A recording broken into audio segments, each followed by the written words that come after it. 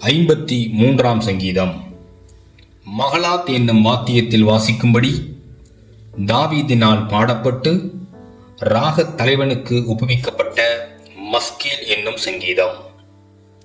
தேவன் இல்லை என்று மதிகேடன் தன் இருதயத்தில் சொல்லிக் கொள்ளுகிறான். அவர்கள் தங்களை கெடுத்து அருவருப்பான அக்கிரமங்களை செய்து வருகிறார்கள். நன்மை செய்கிறவன் ஒருவனும் இல்லை.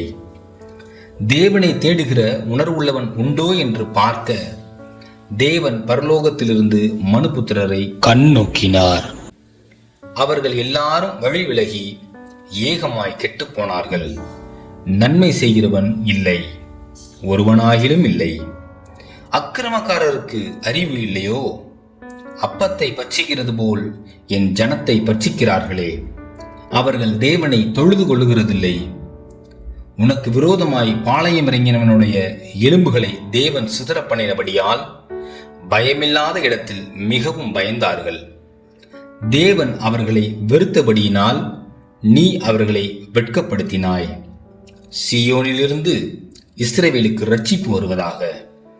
தேவன் தம்முடைய ஜனத்தின் சிறையிருப்பை திருப்பும் போது யாக்கோபுக்கு களிப்பும் இஸ்ரவேலுக்கு மகிழ்ச்சியும் உண்டாகும்.